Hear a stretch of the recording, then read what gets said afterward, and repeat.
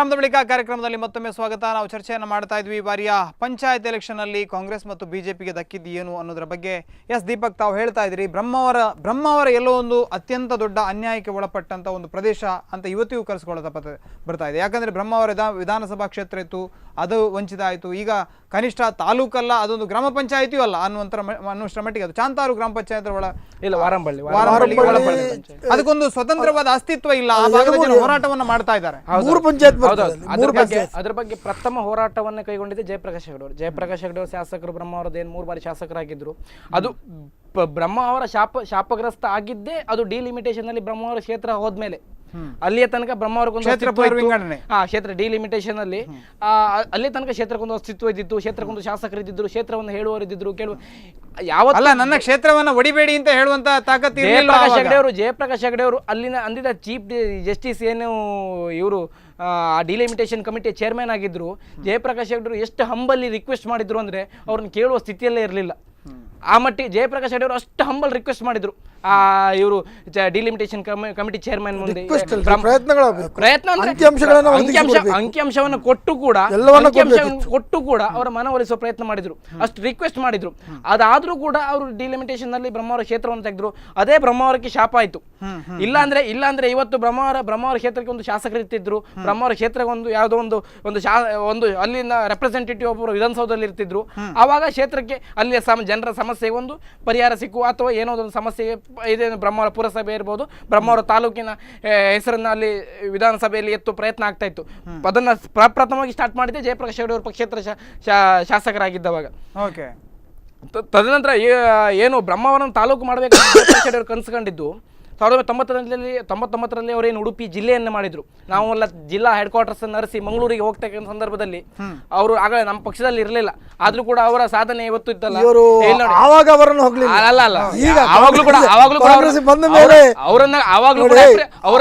ಕೂಡ ಅಪ್ರಿಸಿಯೇಟ್ ಮಾಡಿದ್ದೇವೆ.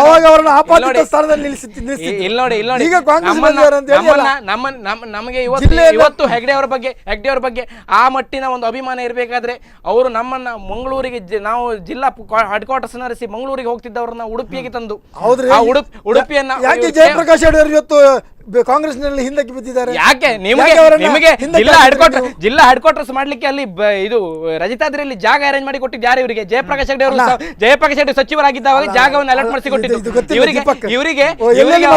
ಇವರಿಗೆ. ಅವರನ್ನ ಸೌಜನ್ಯಕ್ಕೂ ಆ ರಜತಾದ್ರಿ ಉದ್ಘಾಟನೆ ಕರೆಯುವಂತ ಔದಾರ್ಯ ಇರಲಿಲ್ಲ ಇವರಿಗೆ. ಇವರು ಜಯಪ್ರಕಾಶ್ ಹೆಗಡೆ ಅವರು ಜಿಲ್ಲಾ ಇದ್ರ ಬಗ್ಗೆ ಮಾತಾಡ್ತಾರೆ. ರಾಜಕೀಯವಾಗಿ ಜಯಪ್ರಕಾಶ್ ಹೆಗಡೆ ಬಗ್ಗೆ ಮಾತಾಡಲಿಕ್ಕೆ ಯೋಗ್ಯತೆ ಬೇಕು ಬಿಜೆಪಿ ಅವರಿಗೆ. ಕಾಂಗ್ರೆಸ್ ಪಕ್ಷ ರಜತಾದ್ರಿ ಬಿಲ್ಡಿಂಗ್ ಅಲ್ಲಿ ಇದೆ ಅಂತ ಹೇಳಿದ್ರೆ ಜಯಪ್ರಕಾಶ್ ಹೆಗಡೆ ಅವ್ರ ಕಾರಣ. ಅದಕ್ಕೆ ಜಯಪ್ರಕಾಶ್ ಹೆಗಡೆ ಜನ ತಿರಸ್ಕರಿಸಿದ್ರಲ್ಲ ಅವರನ್ನ. ಅಲ್ಲ, ಜನ ತಿರಸ್ಕರಿಸಿರ್ಬೋದು, ಅದನ್ನ ಒಪ್ಕೊಂಡಿದ್ದೇವೆ.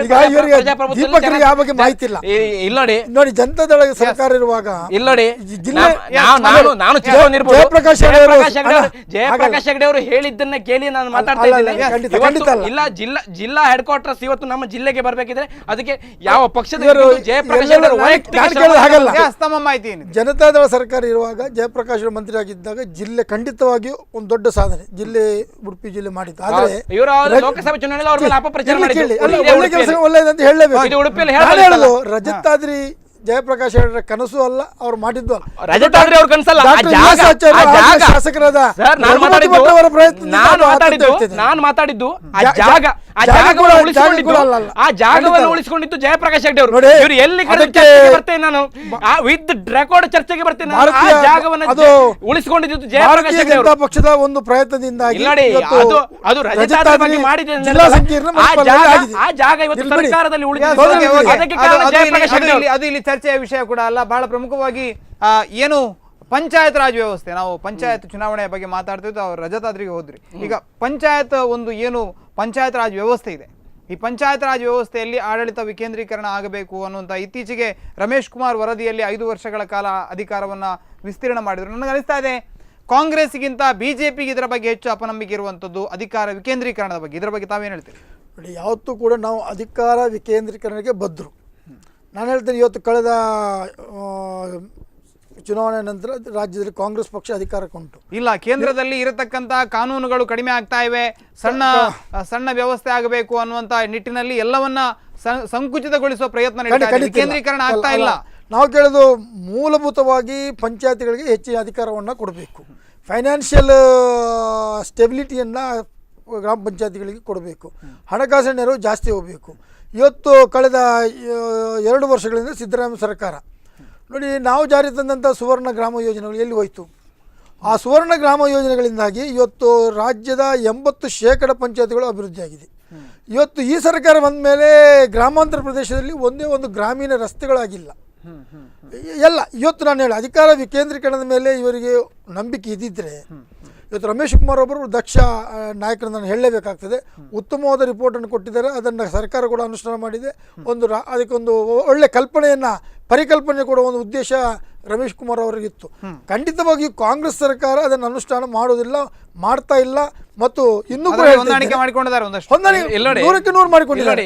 ಯಾಕೆ ಯಥಾವತ್ತದನ್ನು ಜಾರಿ ಮಾಡಬಹುದು? ಅಧಿಕಾರ ವಿಕೇಂದ್ರೀಕರಣದ ಬಗ್ಗೆ ಬಿಜೆಪಿಯವರು ಮಾತಾಡ್ತಾರೆ. ಇವರು 1989ರಲ್ಲಿ ರಾಜೀವ್ ಗಾಂಧಿ ಅವರು 73 ತಿದ್ದುಪಡಿಯನ್ನು ಲೋಕಸಭೆಯಲ್ಲಿ ಪಾಸ್ ಮಾಡಿ ರಾಜ್ಯಸಭೆಗೆ ತಂದಾಗ ಯಾರು ರಾಜೀವ್ ಗಾಂಧಿ ಅವರ ಕಾಲ ಹೇಳಿದ್ರು 73 ತಿದ್ದುಪಡಿ ಆಗ್ಲಿಕ್ಕೆ ಯಾರು ಬಿಡ್ಲಿಲ್ಲ? ಇಡೀ ದೇಶ ಜನರಿಗೆ ಗೊತ್ತಿದೆ. ಇಲ್ಲಿ ನೋಡಿ ರಾಜೀವ್ ಗಾಂಧಿ ಅವರು ಪ್ರೇರಣೆ ಕೊಟ್ಟದ್ದು ರಾಮಕೃಷ್ಣ ಹೆಗಡೆ. ಇಲ್ಲಿ ನೋಡಿ ರಾಜ್ಯದಲ್ಲಿ 85 ಬಿಜೆಪಿಗೆ ಸಂಬಂಧ ಇಲ್ಲ. ನೀವು ಒಟ್ಟು ಅವರು ರಾಮಕೃಷ್ಣ ಹೆಗಡೆ ಅವರು ಕಾಂಗ್ರೆಸ್ಗೆ ಅಂಟಿದ್ರು ನಡೆದುಕೊಳ್ಳಿ ಅವರು ನಮ್ಮ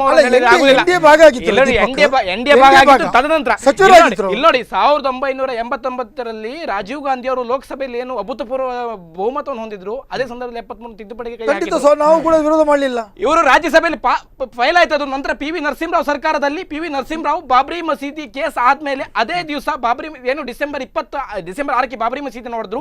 ಡಿಸೆಂಬರ್ 23 ಸ್ಪೆಷಲ್ ಸೆಷನ್ ಆಗ್ತಾ ಇತ್ತು. ಸ್ಪೆಷಲ್ ಸೆಷನ್ ನಲ್ಲಿ ಇದೇ ಪಂಚಾಯತ್ ರಾಜ್ ಆಕ್ಟ್ 73 ತಿದ್ದುಪಡಿಯನ್ನು ಪಾಸ್ ಮಾಡಿದ್ದು. ಇವರು ಎಲ್ಲೆಲ್ಲ ಹೋಗಿದ್ದಲ್ಲ, ಯಾಕೆ ಸ್ಪೆಷಲ್ ಸೆಷನ್ ಆಯ್ತು? ಇದೇ ಬಾಬ್ರಿ ಮಸೀದಿ ವಿಷಯಕ್ಕೆ ಸ್ಪೆಷಲ್ ಸೆಷನ್ ಆಯ್ತು. ಅದೇ ಡಿಸೆಂಬರ್ 23ರಲ್ಲಿ PV ನರಸಿಂಹರಾವ್ ನೇತೃತ್ವದ ಸರ್ಕಾರ ಈ 73 ತಿದ್ದುಪಡಿಯನ್ನು ತಂದಿತ್ತು. ಮತ್ತೆ ಇವರ ಡಬಲ್ ಸ್ಟ್ಯಾಂಡರ್ಡ್ ಏನ್ ಹೇಳ್ತಿದೆ, ರಮೇಶ್ ಕುಮಾರ್ ವರದಿಯನ್ನು ಇವರು ಅಪ್ರಿಸಿಯೇಟ್ ಮಾಡಿದ್ರು. ಯಥಾರ್ಥವಾಗಿ ಅವರು ಅನುಷ್ಠಾನ ಮಾಡಲಿಲ್ಲ, ಮಾಡಬೇಕಿತ್ತು. ಇವತ್ತು ಒಳ್ಳೆ ಅಧಿಕಾರ ರಮೇಶ್ ಕುಮಾರ್ ವರದಿಯನ್ನ ಇವರು ಇದೇ ಇವರ ವಿಧಾನ ಪರಿಷತ್ ಸದಸ್ಯರಾದ ಕೋಟೆ ಶ್ರೀನಿವಾಸ್, ನಾನು ಕೂಡ ವಿಧಾನ ಪರಿಷತ್ ಕಲಾಪ ನೋಡ್ಲಿಕ್ಕೆ ಹೋಗಿದ್ದೆ ಲಾಸ್ಟ್ ಟೈಮ್ ಬೆಂಗಳೂರು ವಿಧಾನಸಭೆಗೆ. ಇದೇ ಶ್ರೀನಿವಾಸ್ ಪೂಜಾರಿ ಅವರು ಅದನ್ನು ಕಂಡ ತುಂಡವಾಗಿ ಉಗ್ರವಾಗಿ ವಿರೋಧಿಸ್ತಾ ಇದ್ರು.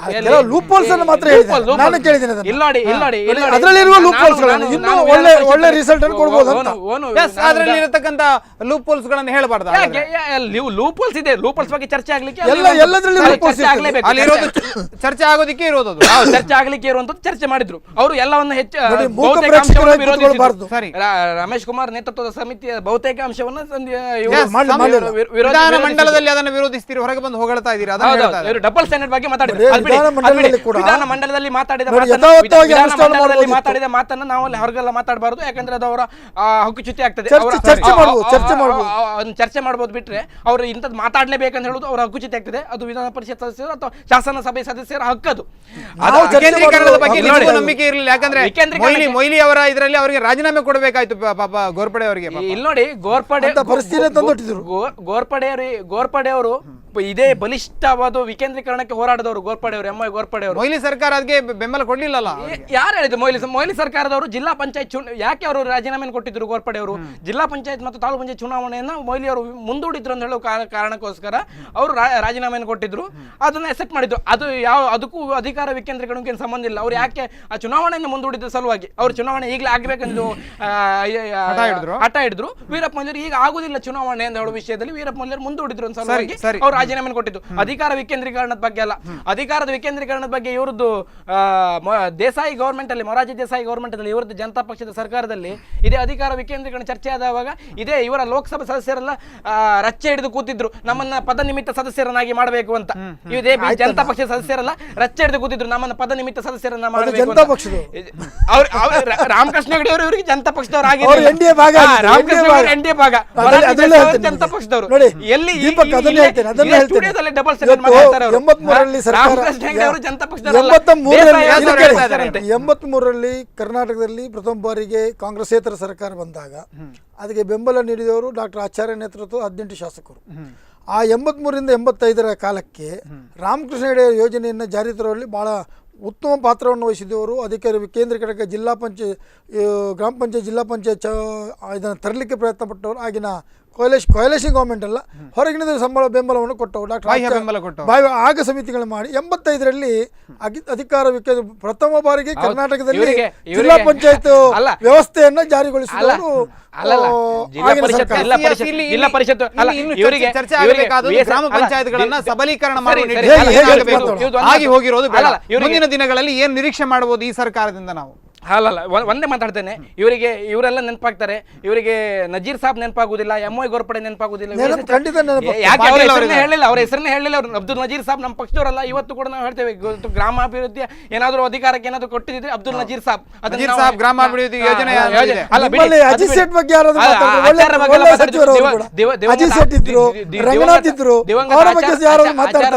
ರಂಗನಾಥ್ ಅವರು ಕೈಗಾರಿಕೆ ಸಚಿವರಾಗಿದ್ರು, ಇದು ಗ್ರಾಮೀಣಾಭಿವೃದ್ಧಿ ಸಚಿವರೇನಾಗಿರ್ಲಿಲ್ಲ. ಅದ್ ಬಿಡಿ. ನೀವೇನ್ ಕ್ವಶನ್ ಕೇಳಿದ್ರಿ? ಈ ಸರ್ಕಾರದಿಂದ ಗ್ರಾಮೀಣಾಭಿವೃದ್ಧಿಗಾಗಿ ಅಥವಾ ಗ್ರಾಮಗಳ ಸಬಲೀಕರಣಕ್ಕಾಗಿ ಈ ಸರ್ಕಾರದ ಏನನ್ನ ನಿರೀಕ್ಷೆ ಮಾಡಬಹುದು ನಾವು? ಇಲ್ಲಿ ನೋಡಿ, ಕೇವಲ ಒಬ್ಬ ವ್ಯಕ್ತಿಗಾಗಿ ಆತನನ್ನ ಹೊಟ್ಟೆ ತುಂಬಿಸುವುದಲ್ಲ, ಇಡೀ ಗ್ರಾಮದ ವಿಕಾಸಕ್ಕಾಗಿ. ಅವ್ರು ಹೇಳಿದ್ರು ಸುವರ್ಣ ಗ್ರಾಮದ ರಸ್ತೆ ಯೋಜನೆಯನ್ನು ಮಾಡಿದ್ರಿ. ಅದೊಂದು ಹೇಳ್ಬೇಕಂತ ಅದನ್ನ ಹೇಳ್ಬೇಕಂತ ಮಾಡಿದ್ದೆ ನಾನು. ಸುವರ್ಣ ಗ್ರಾಮದಲ್ಲಿ ರಸ್ತೆ, ಇದು ಸುವರ್ಣ ಗ್ರಾಮದಲ್ಲಿ ನಮ್ದು ಬಹುಗ್ರಾಮ multi village drinking water system ಎಲ್ಲ ಕಾಂಗ್ರೆಸ್ ಸರ್ಕಾರ, ಸಿದ್ದರಾಮಯ್ಯ ಸರ್ಕಾರ ಇದ್ದು. ಮತ್ತೆ ಇವರೇನು ಸುವರ್ಣ ಗ್ರಾಮ ಬಗ್ಗೆ ಮಾತಾಡಿದ್ರು. ಇದೇ ಮೋದಿ ಸರ್ಕಾರದವರು ಆದರ್ಶ ಗ್ರಾಮ, ಮಾಡೆಲ್ ಗ್ರಾಮ ಪಂಚಾಯತ್ ಅಂತ ಹೇಳುವ ವಿಷಯದಲ್ಲಿ ಒಂದು ನಿಮಿಷ ಇವತ್ತು ಪೇಪರ್ ಅಲ್ಲಿ ಇದೆ, 108 ಸಂಸದರು ಇವತ್ತು ಯಾವ ಗ್ರಾಮವನ್ನು ದತ್ತು ತಗೊಳ್ಳಿಲ್ಲ. ಬಿಜೆಪಿ ಸಂಸದರು. ನಾವು ನಮ್ಮ ಕಾಂಗ್ರೆಸ್ನವರು ಇವ್ರದ್ದೇ ಯೋಜನೆ ಇರ್ಬೋದು, ಆದ್ರೆ ಕಾಂಗ್ರೆಸ್ನ ಎಲ್ಲ ಸಂಸದರು ಕೂಡ ಅದನ್ನ ಒಂದೊಂದು ವಿಲೇಜ್ ಅನ್ನು ಅಡಾಪ್ಟ್ ಮಾಡ್ಕೊಂಡು ಇವತ್ತು ಆ ಮಾಡೆಲ್ ಗ್ರಾಮ, ಮಾಡೆಲ್ ವಿಲೇಜ್ ವಿಷಯದಲ್ಲಿ ಇದು ಮಾಡ್ತಾ ಇದ್ದಾರೆ. ಇವರದ್ದು 108 ಸಂಸದರು ಇವತ್ತವರೆಗೂ ಒಂದು ಇದು ಅಡಾಪ್ಟ್ ಮಾಡ್ಕೊಳ್ಳಿಲ್ಲ ಏನು. ಅಂದ್ರೆ ಇವರದ್ದೇ ಸರ್ಕಾರದ ಯೋಜನೆ ಬಗ್ಗೆ ಇವರಿಗೆ ನಂಬಿಕೆ ಇಲ್ಲದ ಸಂಸದರು ಇವರದ್ದು ಪಕ್ಷದವರು. ಮತ್ತೆ ಇವರು ಸುವರ್ಣ ಗ್ರಾಮದ ಬಗ್ಗೆ, ಸುವರ್ಣ ಗ್ರಾಮಕ್ಕಿಂತ ಜಾಸ್ತಿ ಯೋಜನೆ ಏನಾದರೂ ಸರ್ಕಾರಕ್ಕೆ ಇವತ್ತು ನಮ್ಮ ಗ್ರಾಮ ನಮ್ಮ ರಸ್ತೆ ಇರ್ಬೋದು, multi village drinking water system ಇದ್ದಿರ್ಬೋದು, ಮತ್ತೆ ಹಾಗೆ ವಸತಿಗೆ 1,20,000 ತನಕ ಇದ್ ಮಾಡಿದ್ದಿರಬಹುದು. ಬಸವಾಶ್ರಯ ಎಷ್ಟು ಫಲಾನುಭವಿಗಳಿದ್ದಾರೆ ಇಲ್ಲಿ ನೋಡಿ, ಎಲ್ಲರಿಗೂ 1,20,000 ರೂಪಾಯಿ. ಮತ್ತೆ ಅದು ಎಲ್ಲ ಸಾಲ ಮನ್ನಾ, ಅದರ ಹಿಂದಿದ್ದ ಎಲ್ಲ ವಸತಿ ಸಾಲವನ್ನ ಮನ್ನಾ ಇದ್ದಿರಬಹುದು. ಪ್ರತಿಯೊಂದು ಗ್ರಾಮ ಭಾಗದಲ್ಲಿ ಇವತ್ತು ಕಾಡ್ತಾ ಇರತಕ್ಕಂಥ ಒಂದು ಸಮಸ್ಯೆ ಇದೆ. ಇದರಲ್ಲಿ ಸರ್ಕಾರ ಕೂಡ ಮಧ್ಯಪ್ರವೇಶಿಸುವ ಮನಸ್ಸು ಮಾಡಲಿಲ್ಲ. ಯಾರು ಬಂಟ್ವಾಳ ಭಾಗದ ಒಂದು ವೀರಮ್ಮ ಅಂತ ಒಬ್ರು ಹೆಂಗಸು ಈಗ ಕೋರ್ಟಿಗೆ ಹೋಗಿ ಎಲ್ಲಾ ಭಾಗದ ಎಲ್ಲಾ ಪಂಚಾಯತ್ಗಳಲ್ಲಿ ಕೆಲಸ ನಿಂತಿದೆ. ಇದರ ಬಗ್ಗೆ ಸರ್ಕಾರ ಏನ್ ಕ್ರಮ ಕೈಗೊಂಡು? ಅಲ್ಲ ಸರ್, ಇದು ಕೋರ್ಟ್ ಡಿಸಿಷನ್. ಈಗ ಅದು ನ್ಯಾಯಾಲಯದಲ್ಲಿ ಇರುವುದರಿಂದ ಇದಕ್ಕೆ ಸರ್ಕಾರಕ್ಕೆ ಹೇಳಿದ್ರು, ನೀವು ಬೈಲಾವನ್ನು ತಿದ್ದುಪಡಿ ಮಾಡಿ ಕೊಡಿ ಅಂತ ಹೇಳಿದ್ರು. ಬೈಲಾ ತಿದ್ದುಪಡಿ ಮಾಡಿ ಕೊಟ್ಟಿದ್ದಾರೆ. ಅದನ್ನ ನೀವು ಕೋರ್ಟ್ ಅಲ್ಲಿ ಕೇಳಿ, CJ ಅವ್ರ ಹತ್ರ ಕೇಳಿ. ಅದನ್ನೆಲ್ಲ ಹಾಗಲ್ಲ ನೋಡಿ, ಒಬ್ಬರು ಗ್ರಾಮ ಪಂಚಾಯತ್ನಲ್ಲಿ ಕೋರ್ಟಿಗೆ ಹೋಗಿದ್ದಾರೆ. ಸರ್ಕಾರಕ್ಕೆ ಕೋರ್ಟ್ ಏನು ನಿರ್ದೇಶನ ನೀಡಿದೆ ಅಂದರೆ, ಇದಕ್ಕೆ ಲೈಸೆನ್ಸ್ ನೀಡುವ ಬಗ್ಗೆ ಒಂದು ಕರೆಕ್ಟ್ ಆಗಿ ಕೋರ್ಟಿನಿಂದ ರೆಫರ್ ಆಗಿ ಇವತ್ತು 8 ತಿಂಗಳು ಕಳೆದ್ರು ಕೂಡ ಈ ನಮ್ಮ ಅವಿಭಜಿತ ದಕ್ಷಿಣ ಕನ್ನಡ ಜಿಲ್ಲೆಯಲ್ಲಿ 11,000 ಅರ್ಜಿಗಳು ಬಾಕಿ ಇವೆ ಲೈಸೆನ್ಸಿಗಾಗಿ. ಇವತ್ತು ಪಾಪ ಒಂದು ಗುಡಿಸಲು ಕಟ್ಟಲಿಕ್ಕೆ, ಒಂದು ಕಂಪೌಂಡ್ ವಾಲ್ ಕಟ್ಟಲಿಕ್ಕೆ ಇವತ್ತು 8 ತಿಂಗಳ ಅಗತ್ಯ ಇಲ್ಲ. ಕೇವಲ 3 ವಾರದಲ್ಲಿ ಬೈಲಾಸ್ಗಳನ್ನು ಮಾಡಿ ಸರ್ಕಾರ ಹೈಕೋರ್ಟಿಗೆ ಕೊಟ್ಟಿದ್ರೆ ಅದು ಎಪ್ರೋ ಆಗ್ತಿತ್ತು. ಇವತ್ತು ಲೈಸೆನ್ಸ್ಗಳನ್ನು ನೀಡಬಹುದಿತ್ತು. ಗ್ರಾಮ ಪಂಚಾಯತ್ ವ್ಯವಸ್ಥೆಗೆ ಬಹಳ ದೊಡ್ಡ ತೊಡಕನ್ನು ಕೊಟ್ಟಿದ್ದಾರೆ. ಲೈಸೆನ್ಸ್ ಕೊಡುವ ಅಧಿಕಾರ ಗ್ರಾಮ ಪಂಚಾಯತ್ ಇಲ್ಲ. ಮತ್ತೆ ಅಧಿಕಾರ ವಿಕೇಂದ್ರೀಕರಣ ಬಗ್ಗೆ ಮಾತಾಡ್ತಾರೆ. ಅಧಿಕಾರ ವಿಕೇಂದ್ರೀಕರಣಕ್ಕೂ ಪಂಚಾಯತ್ ಲೈಸೆನ್ಸ್ಗೂ ತುಂಬಾ ವ್ಯತ್ಯಾಸ ಇದೆ ಸರ್. ಅಧಿಕಾರ ವಿಕೇಂದ್ರೀಕರಣಕ್ಕೂ ನೀವು ಪಂಚಾಯತ್ ಲೈಸೆನ್ಸ್ ಯಾವುದೋ ಒಂದು ಕೋರ್ಟ್ ಡಿಸಿಷನ್ಗೋಸ್ಕರ ಪೆಂಡಿಂಗ್ ಇದ್ದಕ್ಕೂ ಅಧಿಕಾರ ವಿಕೇಂದ್ರೀಕರಣದ ಬಗ್ಗೆ ಮಾತಾಡಬೇಡಿ. ಇಲ್ಲಿ ನೋಡಿ ಕೊನೆಯದಾಗಿ ಏನ್ ಹೇಳ್ತೀರಿ ದೀಪಕ್? ಕೊನೆಯದಾಗಿ ಈ ಎಲ್ಲ ಸಮಸ್ಯೆಗಳನ್ನ ರಾಜ್ಯ ಸರ್ಕಾರ ಬಗೆಹರಿಸ್ತದೆ ಅನ್ನುವಂತ ನಿರೀಕ್ಷೆ ನಾವು ಇಟ್ಕೊಳ್ಬಹುದಾ? ಹೀಗೆ ಖಂಡಿತವಾಗಿಯೂ ಈಗ ಏನು ಸಿದ್ದರಾಮಯ್ಯನವರ ನೇತೃತ್ವದ ಸರ್ಕಾರ ಇದೆ, ಅದು ಈಗ ಗ್ರಾಮೀಣ ಅಭಿವೃದ್ಧಿಗೆ ನಮ್ಮ ಸರ್ಕಾರ ತುಂಬಾ ಅತಿ, ಈಗ ಏನ್ ಹೇಳ್ಬೋದು, ಈಗ ರೇಷನ್ ಕಾರ್ಡ್ ಸಮಸ್ಯೆಯನ್ನ ಇದ್ದಿರ್ಬೋದು, ಮತ್ತೆ ಸಮಸ್ಯೆಗಳನ್ನ ಕ್ರಿಯೇಟ್ ಮಾಡಿ ಬಗೆಹರಿಸಲಿಲ್ಲ. ಇವ್ರಿಗೆ ಮಾತಾಡ್ಲಿಕ್ಕೆ ಮುಗಿಸ್ಕೊಳ್ಳಿ, ಆಮೇಲೆ ನೀವು ಹೇಳ್ತೀರಾ. ಇವರು ನಮ್ಮ ಗ್ರಾಮ ನಮ್ಮ ರಸ್ತೆ ಇದ್ದಿರ್ಬೋದು, ಮತ್ತೆ ಬಹುಮುಖ್ಯವಾಗಿ 94C ಯಲ್ಲಿ ನಿವಾಸಿಗಳಿಗೆ ಹಕ್ಕು ಪತ್ರವನ್ನು ಕೊಡುವಂತ ಕಾರ್ಯಕ್ರಮ, ಅದೊಂದು ಅಭೂತಪೂರ್ವ ಕಾರ್ಯಕ್ರಮ. ಇವತ್ತು ಕೆಲವು ಆರಂಭ ಆಗಿಲ್ಲ, ಇವರು ಮಧ್ಯೆ ಇಂಟರಪ್ಟ್ ಮಾಡ್ತಿದ್ರೆ ಮಾತಾಡ್ಲಿಕ್ಕೆ ಆಗುದಿಲ್ಲ. 94C ಯಲ್ಲಿ ಇದು ಹಕ್ಕುಪತ್ರವನ್ನು ಕೊಡ್ತಕ್ಕಂಥದ್ದು ಏನು 7 ಮುಕ್ಕಾಲು ಸಣ್ಣ ಜಾಗವನ್ನ ಅವರಿಗೆ ಪರಭಾರೆ ಮಾಡಿ ಯಾವಾಗ ಯಾವಾಗ ಅಂತೆಲ್ಲ ಹೇಳ್ತೇನೆ, ನೀವು ಮತ್ತೆ ಮಾತಾಡಿದ್ರೆ ನಾನು ಯಾವಾಗ ಅಂತ ಹೇಳುದು. ಇಲ್ಲಿ ನೋಡಿ 94C ಅಲ್ಲಿ ಹಕ್ಕುಪತ್ರವನ್ನು ಕೊಡ್ತಕ್ಕಂಥದ್ದು ಕಾರ್ಯಕ್ರಮ ಇರ್ಬೋದು, ಭಾಷಣ ದೀಪಕ ಇಲ್ಲಿ ನೋಡಿ 40 ವರ್ಷದಿಂದ ಅಲ್ಲಿ ವಾಸ್ತವಿದ್ದವರಿಗೆ ಕೂಡ ಇವತ್ತೊಂದು ರೇಷನ್ ಕಾರ್ಡ್ ಮಾಡ್ಕೊಳ್ಳಿಕ್ಕೆ ಸಮಸ್ಯೆ ಆಗ್ತಿದೆ. ಅದನ್ನೆಲ್ಲ ತೊಡೆದು ಹಾಕಿ ರೇಷನ್ ಕಾರ್ಡ್ ಅನ್ನು ಕೊಡುವಂತ ವ್ಯವಸ್ಥೆ ಮಾಡಿದ್ದೇವೆ ಅವರಿಗೆ.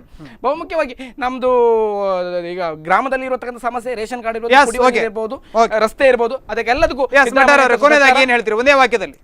ಇವತ್ತು ರಾಜ್ಯ ಸರ್ಕಾರ ಸಂಪೂರ್ಣವಾಗಿ ವೈಫಲ್ಯತೆಯನ್ನು ಕಂಡಿದೆ. ಖಂಡಿತ ಅದು ಅವಿಭಜಿತ ದಕ್ಷಿಣ ಕನ್ನಡ ಜಿಲ್ಲೆ ಮಟ್ಟಿಗೆ ಹೇಳದಿದ್ದರೆ ಇವತ್ತು ಖಂಡಿತ ರಾಜ್ಯ ಸರ್ಕಾರ ಆಡಳಿತವನ್ನು ಜನತೆ ತಿರಸ್ಕರಿಸಿದ್ದಾರೆ.